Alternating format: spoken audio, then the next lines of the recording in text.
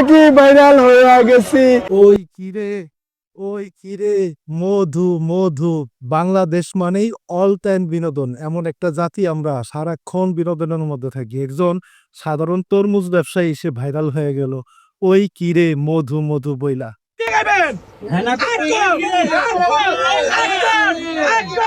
মুখের মধ্যে রস আছে, সেই রসের কারণে আজকে সে ভাইরাল। সে রস না থাকলে সেইভাবে ভাইরাল হইতে পারতো না। মধু মধু ছব্ব দারুণ ভাই। বাঙালি মানেই বিনোদন। 1 মিনিট আপনি রাত্রে ঘুমাইবেন, সকালে উঠে দেখবেন যে আলাদা একটা বিনোদন শুরু হয়ে গেছে, অন্যরকম ভাবে একজন ভাইরাল হয়ে গেছে। আমরা সেই ভাইরাল জাতি। কখন কে কোন দিক দিয়ে ভাইরাল হয়ে যায় বলা নেই। পীরজাবাগ মধু মধু মধু রসমালাই মধু। আরে বাবা রে বাবা, মধু রসমালাই। ভাইরাল হয়ে আবার সে মানে অলরেডি কি বলে এটারে মার্কেটিং শুরু করে দিছে, বিভিন্ন কোম্পানি তারে দিয়া বিজ্ঞাপন করা শুরু করে দিছে। দেখছেন অবস্থাটা? মানে আমরা আসলে বাঙালি কারে কখন কোন জায়গায় তুলি কান দিয়া আবার নিচে নামাইতেও সময় লাগতো না। এক শ্রেণীর মানুষ এই ছেলেটারে ব্যবহার করে লক্ষ লক্ষ টাকা ইনকাম করতেছে। ভাইরাল হওয়া ভালো, কিন্তু এটা ধরে রাখতে হবে তো।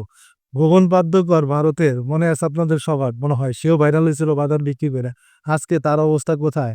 রানু মণ্ডল সেও কিন্তু ভাইরাল হয়েছিল বাংলার মানে সোশ্যাল মিডিয়াতে। তার অবস্থা কোথায়? অবস্থান এই ছেলেটাও কি এরকম পরিণতি নেব কিনা। যাক, ভিডিওটা আমার কাছে ভালো লাগছে। মানে সোশ্যাল মিডিয়াতে ব্যাপকভাবে এই ভিডিওটা ভাইরাল। ফেসবুক স্ক্রল করলেই এই ভিডিওটা সবার টাইমলাইনে আসতেছে। ভিডিওটা ব্যাপক পরিমাণের ভাইরাল এবং এই ছেলেটাও প্রচুর পরিমাণের ভাইরাল হয়ে গেছে হঠাৎ করে। আর এটা ট্রেন্ডিং কাঁপাচ্ছে বাংলাদেশের। এমন কোনো কন্টেন্ট ক্রিয়েটর নাই যারা নিয়ে ভিডিও বানাইতেছে না। এখন একটাই মানে শব্দ, ওই কিরে মধু মধু। এই শব্দ ট্রেন্ডিং বর্তমানে ট্রেন্ডিং কাঁপাচ্ছে ফেসবুকে এইটা টপিকটা। তো এই ছেলেটা এই বিজনেস করতে গিয়া সে তরমুজ ব্যবসা করতে গিয়া ভাইরাল হয়েছে, কিন্তু এত বেশি কোনো কিছুই ভালো না। এমন একটা অবস্থা, সে এখন ব্যবসা করতে পারতেছে না।